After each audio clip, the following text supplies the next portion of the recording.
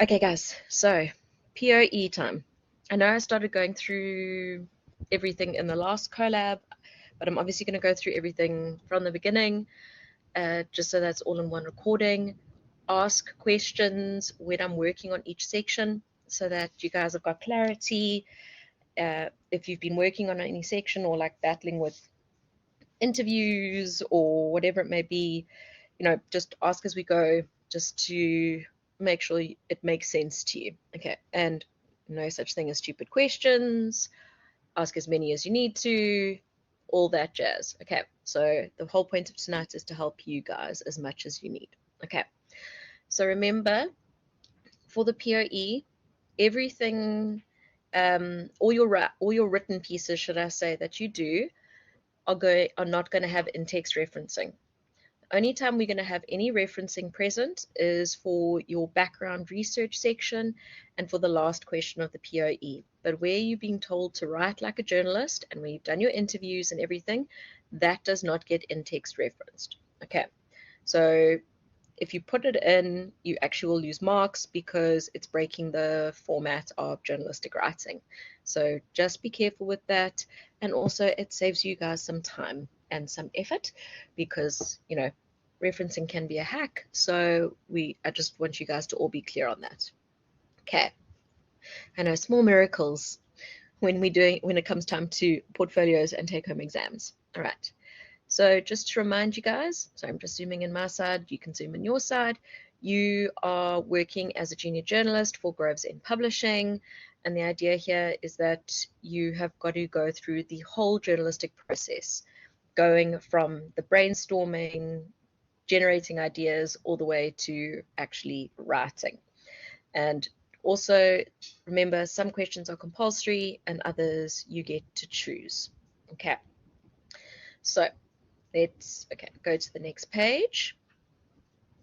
Okay, so let's look at what you're going to do for 1.1. So for 9 marks, this is all about generating story ideas. So it says one of the senior editors at Groves End Publishing has asked you to do some research and brainstorm 4 possible story ideas that could work across the publications. They have asked for 2 stories that would be suitable for a print newspaper and 2 that would work for magazine.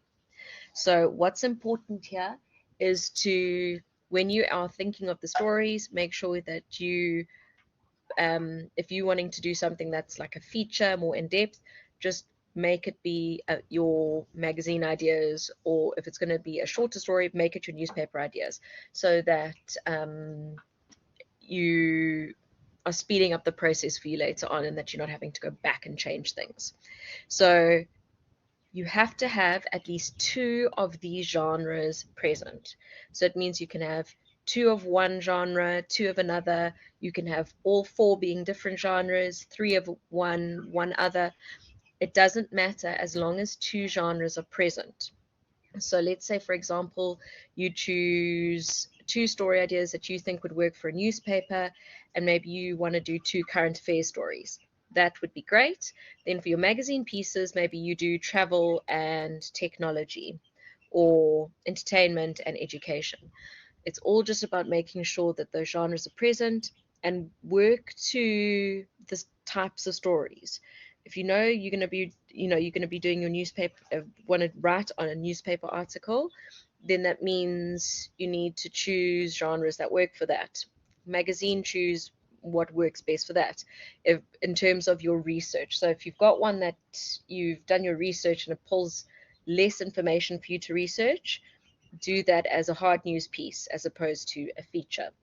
So it's all about just making it work to suit you guys. Okay, so once you've decided what possible overarching views or story ideas you want to do and which genres you are interested in, what you're going to do is you're going to list your 4 possible story ideas. So you're going to bullet point the 4 different ideas, and underneath that story idea, you can underline it. That to me just is how my brain works through it logically. So you put your main story idea. So it's like that, just the first general idea. You would give a brief synopsis on how you think the story would work, what you think the focus of the story would be. And then under that, you just need to list 4 sources for each of your stories. So the idea here being that you would put your full reference for each of them, and then you copy and paste that and put it in your reference list at the end. So you're only doing it once and then copying and pasting. But I must just say, you only will put, no, you'll put them all in your reference list. Sorry, I had to think for a moment there. I'm catching myself out. You've got to make sure all those references are in your main list. So it is just better to do the full reference from the start and then copy and paste.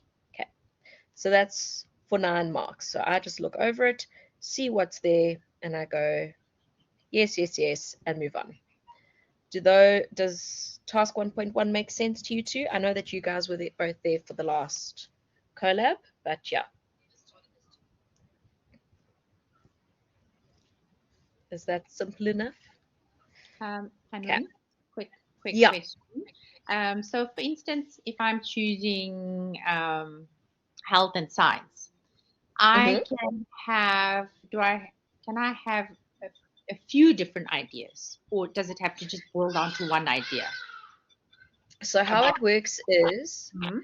you do your first idea. So it's like when you are doing a poem for English, or if you are needing to write an essay, you go and Yes. gather all the information and then Yes. you like boil it down. Okay. Does that make sense? Yes. So 1.1 is like the big general idea. Like you want to do something to do with, let's say, climate change. Okay.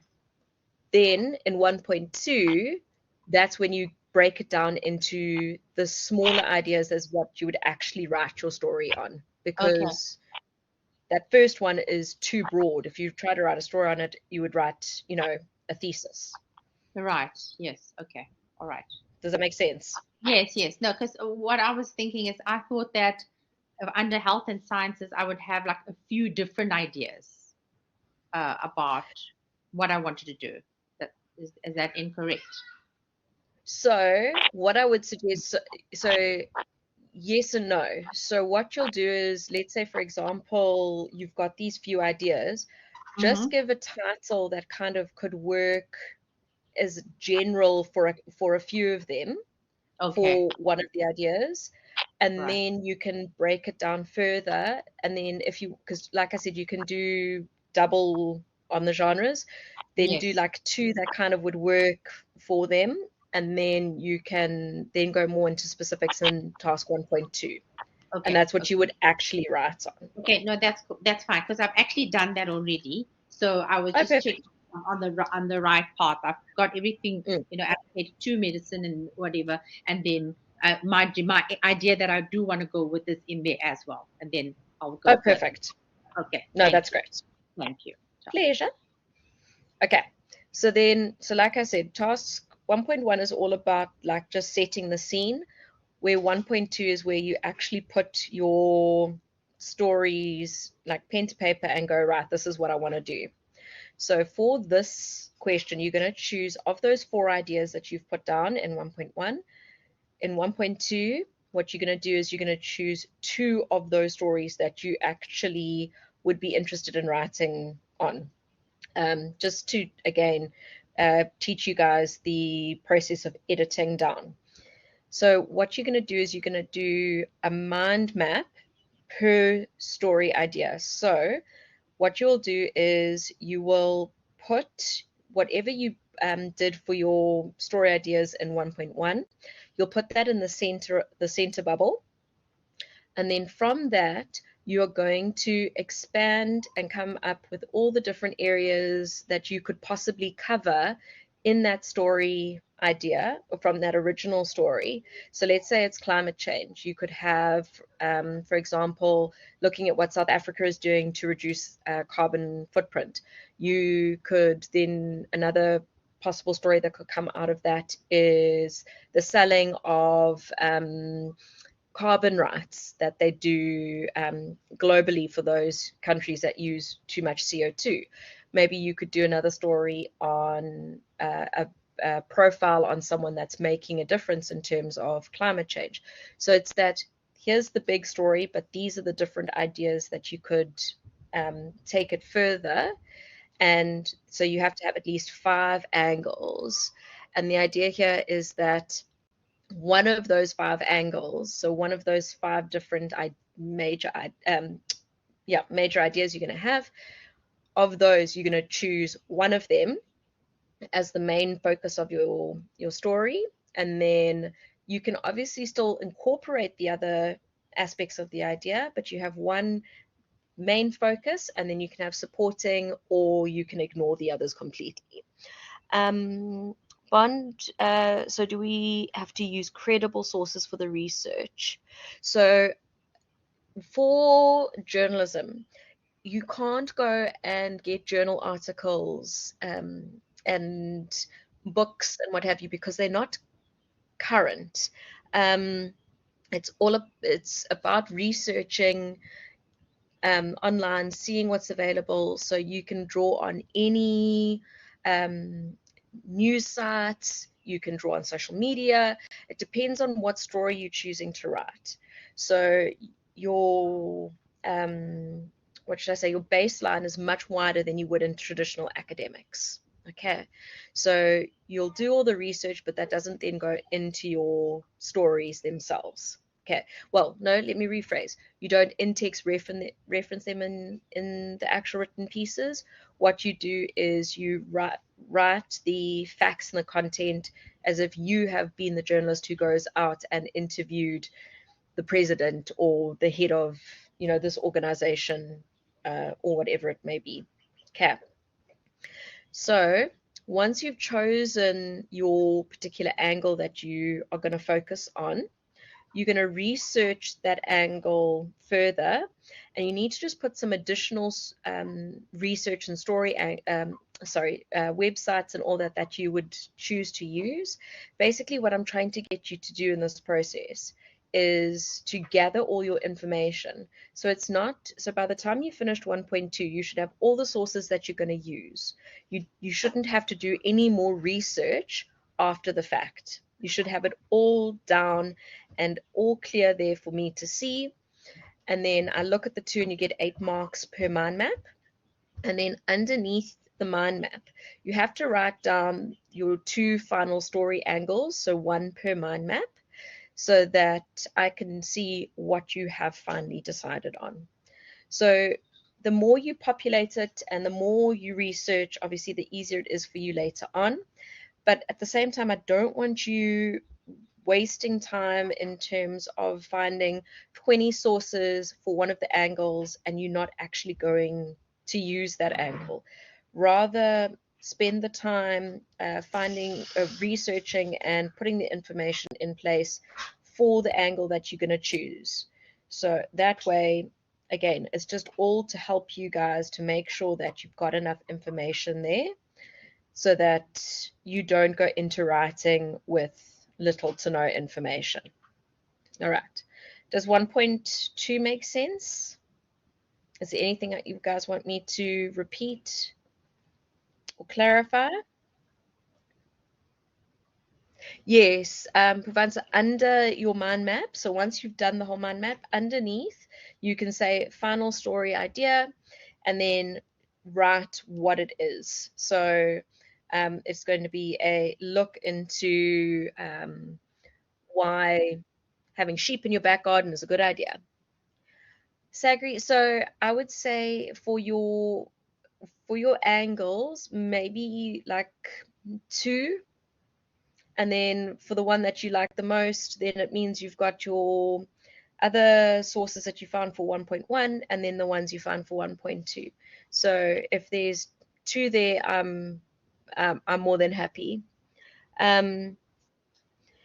But yes, so you do have to have everything backed up. So you should find, for example, if you have found on News 24 that they've said that For example, let's say load shedding is going to end. You can't only take that at face value. You have to go and find other sources. And then what you would do is, even though you haven't interviewed the head of ESCOM or whatever it may be, you still write it as if you have interviewed them, if you have spoken to them. So you'll say, President Ramaphosa said that, and then you'll direct quote, and you'll take the direct quote from that newspaper article that you have found and that you have researched. So it's not plagiarism. It would be in normal academics, but in this instance, what we're trying to see is that you're able to pull relevant information from a news article, from a source, and combine what you guys will be doing as your interviews with combining with your own information to create pieces of writing that would be fit for print. So that's why you've got to try just find as many sources as you can, make sure that you have everything backed up, and nothing can be made up. That's what's really important with this POE, guys, is that nothing can be made up. Everything has to be researched, and the only information that you're not researching is the information that you get from your interview. So you are not researching it in terms of you going and finding the information. You are taking that information that you have gathered from what the person has said and putting that in your stories. And what's also important is you cannot exclude your interviews. The interviews that you do have to be present in your stories, because if you don't, then why did you do the interview? It's pointless. Okay, so I'll get to that now when we move on to the next question. All right. So just the whole time, guys, just you naturally do a lot of research. All that is happening here is you're getting marks for that research, which you don't normally do. So normally you would have a list of, 20 different sources for an essay. Instead of it counting nothing, you're getting marks for it, which to me is always a win if you're getting marks for work that you would do anyway. All right. Any questions? Any other questions, should I say, for 1.2? I have 4 sources per idea. Yeah. So provide the 4 sources are for 1.1. So in each of those, you have to do 4. For the planning and brainstorming one, at least 2 for each of the 5 angles. So if you've got that, you should be good to go. Okay. All right. Anything else, guys, before we go on to 1.3?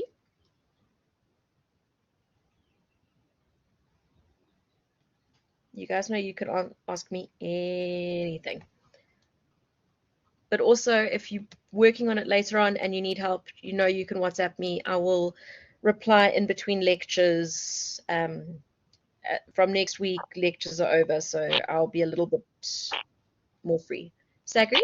Anwin, you said not too many journal articles. You said not journal articles specifically. We must take things offline, which is more relevant. And is that? But for a few, I'm doing a few in medicine. Would I be able to pull 1 or 2 journal articles, or would that not be suitable?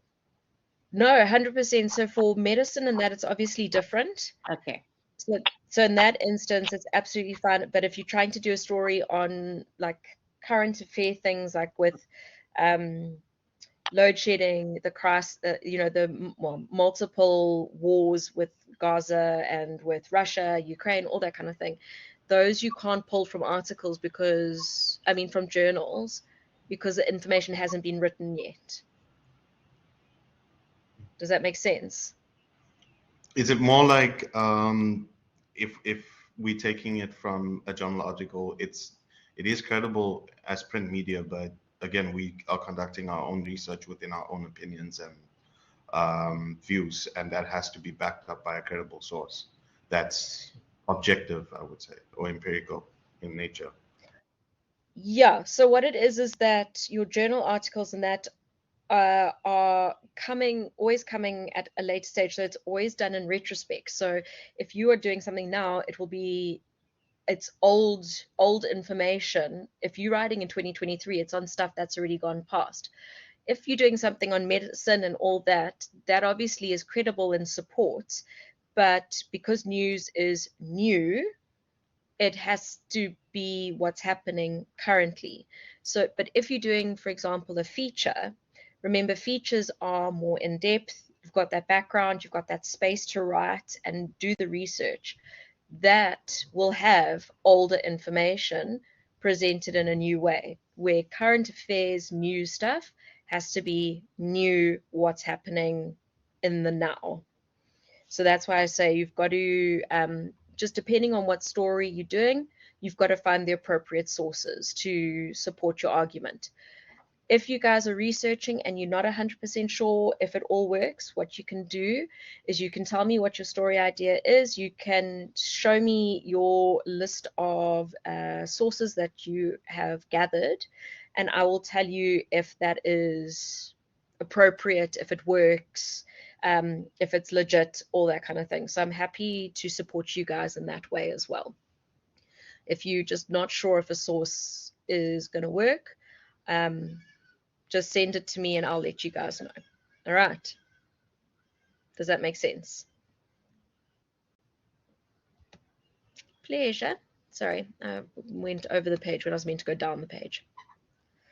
Okay, so like we're saying, you've got to find credible sources. You've got to find articles and everything that are going to support your argument. But the other thing that you've got to do is you've got to include an interview or 2 interviews that you conduct yourself. So when you guys are choosing the people to interview, I know it's always much easier to interview people that we know, which is absolutely fine. I've got no problem with you interviewing people that you know, but just make sure that they have something to say, that, you know, you're not doing something on, I don't know, like you say, medicine, and the person you're interviewing has got no medical background.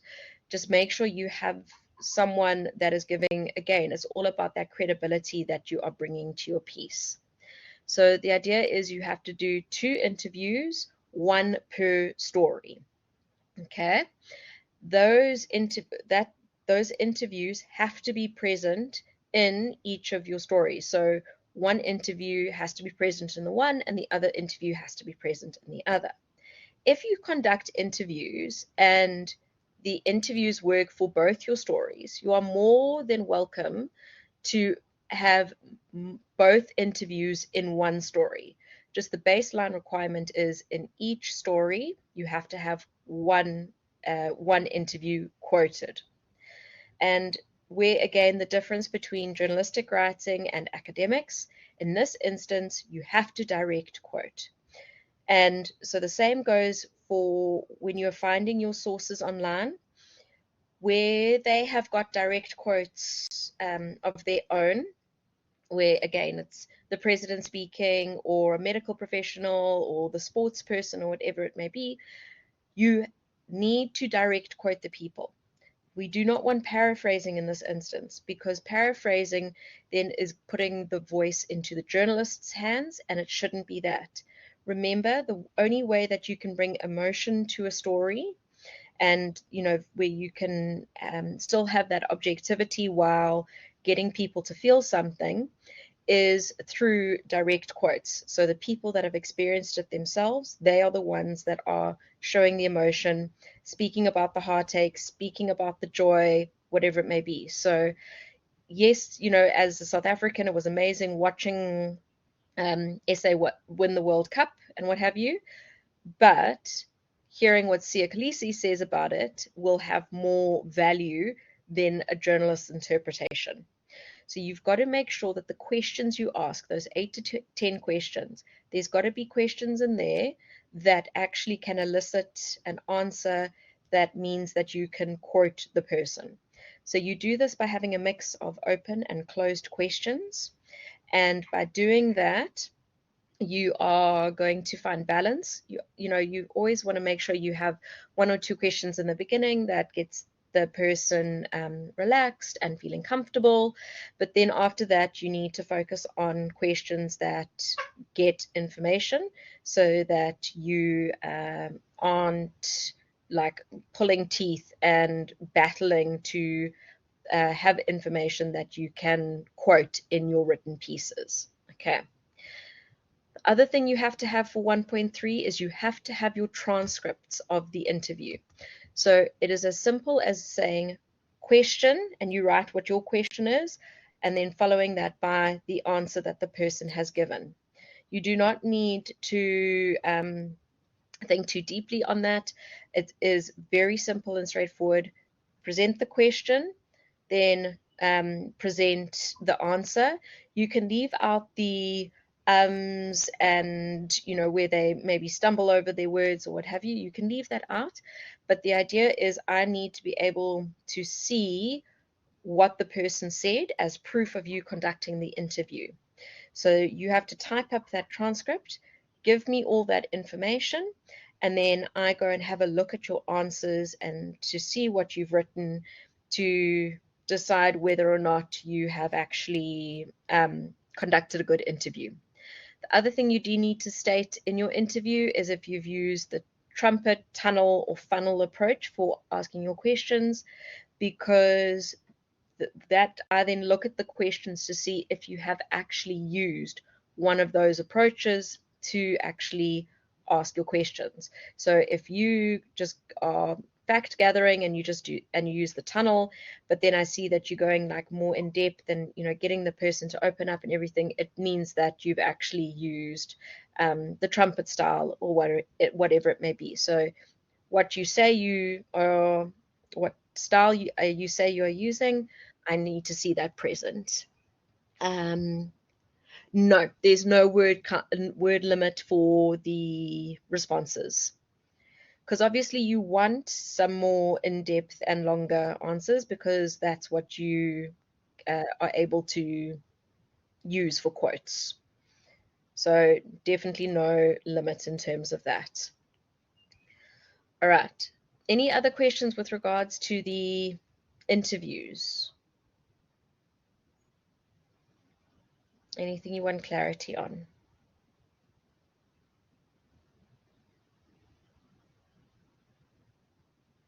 Nope. Okay. And it's 10 marks per interview.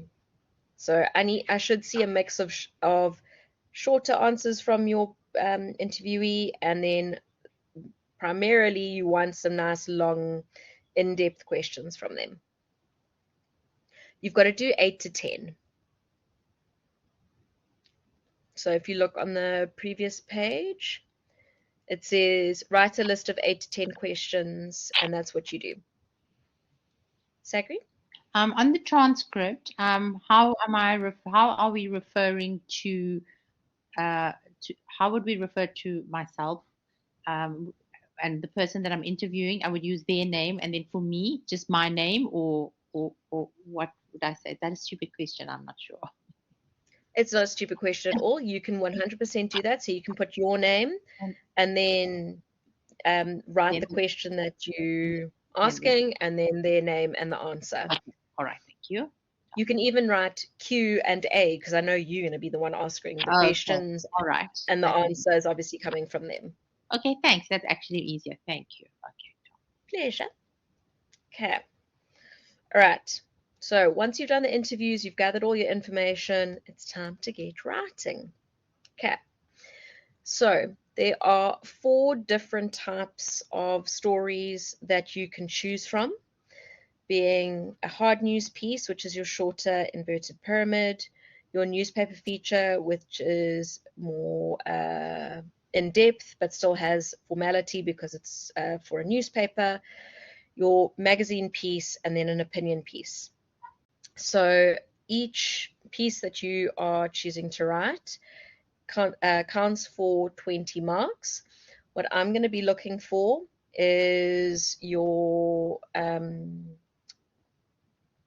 integration of the information that you have gathered from researching online, as well as your interview that you conduct. So it's all about making sure everything is seamless, that it looks like you have gathered all that information yourself, and that there is no question between whether or not some information comes from one source or another. It should look seamless, and that it is your voice and your writing style present throughout the piece. Okay. There are guidelines for each of the pieces to make sure that you know what to do. So for example, with the hard news piece, it's 400 to 600 words. And you have to have at least 2 direct quotes from your interview. Remember, a hard news piece will use only the inverted pyramid approach because it is purely about gathering the facts, processing the information, and distributing it to the public. Your other styles of writing are your features and your opinion piece, which are more in depth. All right. So option 1 is your hard news piece, which works well for your politics, sports, current affairs. Have I done it again? I have done it again. Sorry. Right. If that doesn't catch your fancy, the next option is a newspaper feature. That's 900 to 1,100 words. The one thing, sorry, I forgot to mention with the hard news piece, you have to give it a headline. For all the pieces, you have to give your stories a headline. So just automatically do that. That way you are sorted. So like I said, second piece is the newspaper feature. You can see it is substantially longer than the hard news piece. But again, because it's a feature, you want emotion, you want to feel something. But to state again, sorry, I know I'm like repeating myself a lot here, but remember that emotion is coming from the source, not from you. It is not about your emotions, it is about the emotions of the person who was involved in the event. Okay. So again, if you're not interested in writing for newspaper, then you can choose a magazine feature. So your magazine feature is 900 to 1,000 words. Again, you need to have your interview present, and you need to think about it working for an online publication. So with an online publication, it's about hooking the reader a bit earlier on, because people only scroll down past that first page if their attention is really grabbed and they see the value in the written piece. So just make sure that you are thinking about how you can get your point across as quickly as possible while not giving away absolutely everything within your first few sentences. Okay. Where your hard news piece, for example, it is about getting all your information out in the first few sentences with your 5 W's and H. Okay, so again, you've got to work with the style of writing that you think is interesting and that you will enjoy writing. Otherwise, this POE will be an absolute hack, okay, which we don't want. Then lastly, it is the opinion piece. Now, the opinion piece can work for a newspaper story, or it can work as a magazine piece. Okay, so if you don't like your newspaper ideas and you want to run both your magazine pieces, it would be your magazine and your opinion piece. Or you can use your opinion piece as a newspaper article. Both work absolutely perfectly. Now, what is important with your opinion piece, please do not use it as a soapbox moment where you can, rant and rave about your particular view. You should never say, I think, I feel, I believe. Right? I should be able to see your views through the way in which you write. So it's all about the way you present the information that will show me what you're thinking. thinking, what you're thinking about, should I say. So, for example, if you are pro-vaccination, your wording will be pro-vaccination. You'll say, we need to vaccinate because it saves lives. We need to make sure that, diseases get eradicated. If you were writing and you were against vaccination, you would write it the other way around, saying that, we have the ability for herd immunity. There is, we do not need to put toxic chemicals into our bodies to protect ourselves.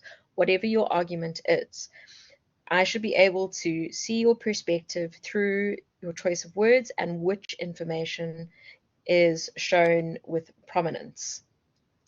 But what is also important is to make sure that you have balance. So even though you are writing from one perspective or the other, you still actually have to have the other view present in your piece. So again, with vaccination, you say how you think it is important and how it eradicates, we've eradicated polio and all this, but you've still got to show the other side. So you say, we can see how people were working in a place of fear with autism from the MMR vaccine. But current research shows us that there is no link between the two. So you are still acknowledging the other side. And the reason that we do this, it's not fence sitting, it's showing your understanding and your research.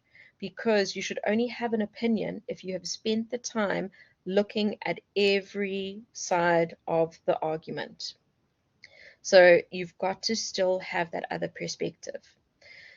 But I don't want fence sitting. All right. What you believe in is what you believe in. I do not care if your beliefs are different to mine.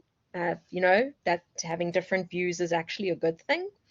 So if you are pro something and I'm not pro it, it's not going to impact your marks in any way, shape, or form, because it is not about my personal beliefs and my views.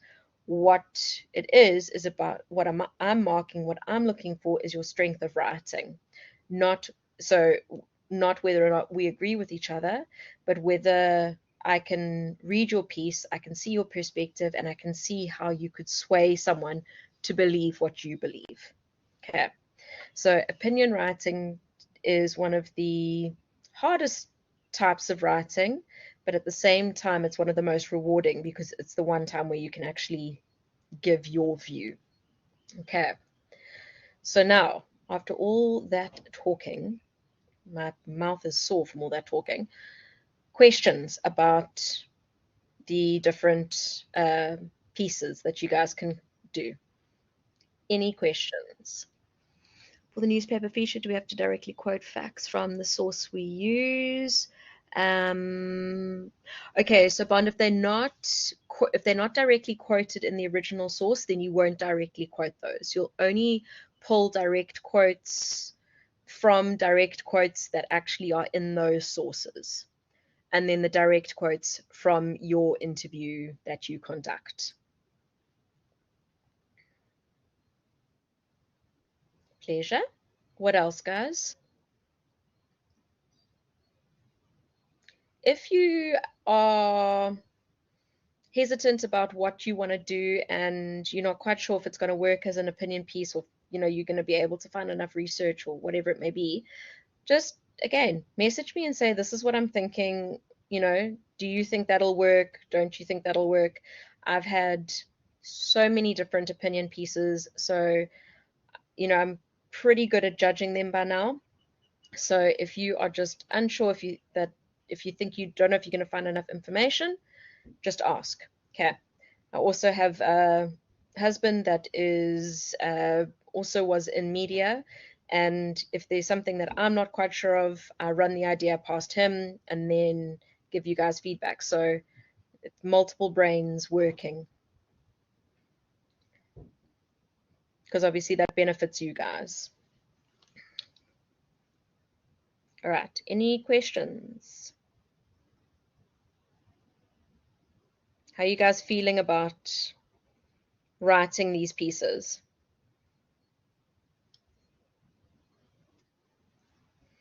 in the reference list? Do we just reference news articles? Yeah, so Bond, every single source that you use from question 1.1 to the end, because the last piece you do actually do in-text referencing, but every source that you use, even if you haven't listed them in 1.1 and 1.2, if on top of those you go and find additional sources, all you do is put them in the reference list, and so that I know that those are what you have used as sources.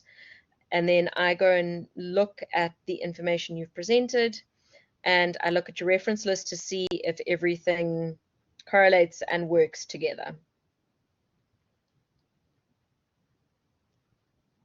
So there shouldn't be anything that is not in your reference list. So it does end up being quite a substantial reference list. Pleasure. Any other questions?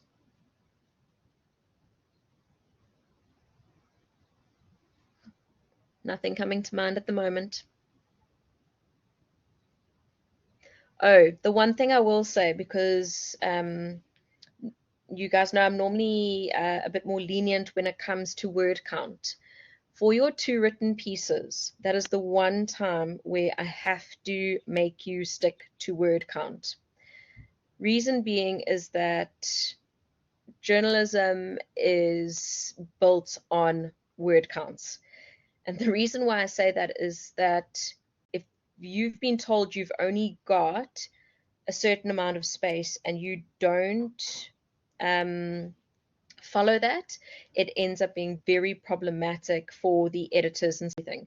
So this is the one time when I will say you have to follow the word count. Sorry.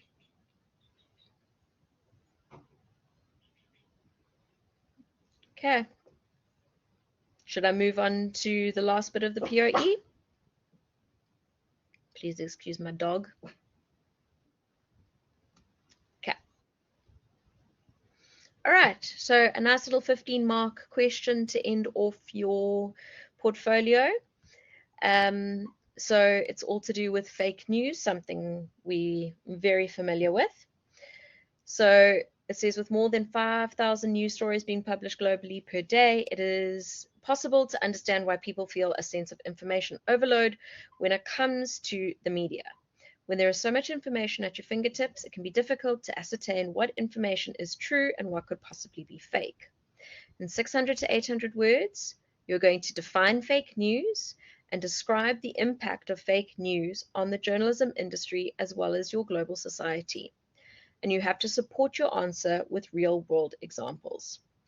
This is not an essay, guys. There is no introduction, body, conclusion. Okay. Can we use our topics? Pavan, yeah, if it's relevant, if it brings in something to do with fake news and accuracy and all that, you're more than welcome to use them. No problem at all.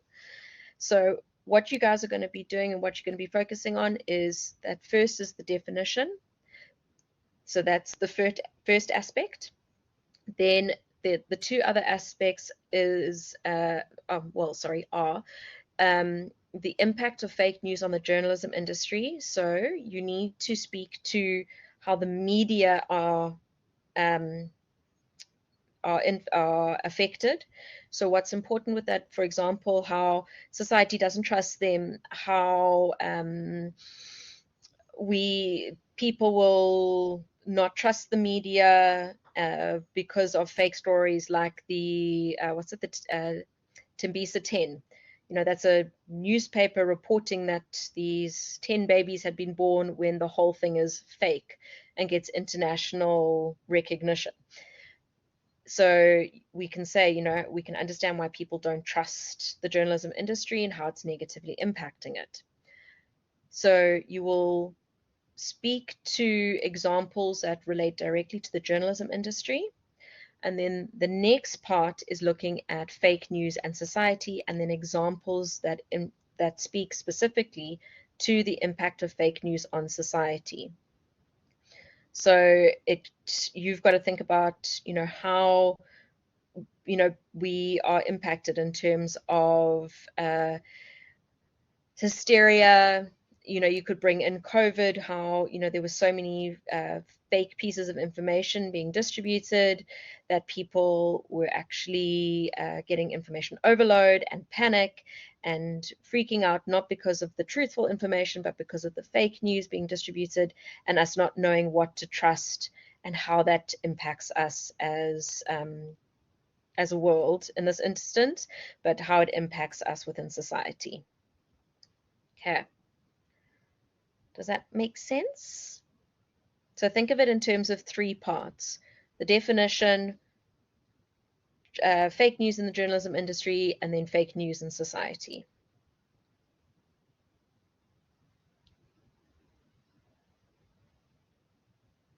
Questions?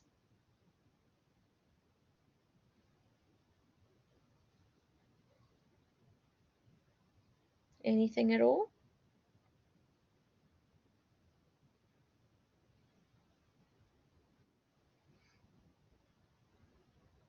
Yeah, you can bring in some history into it, no problem at all.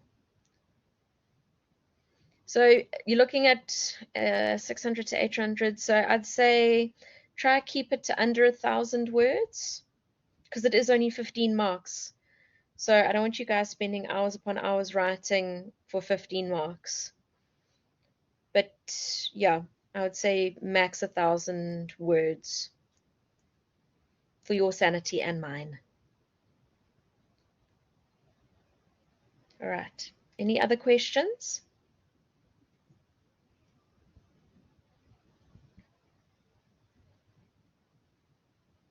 Okay. All right. Any other questions in general, guys?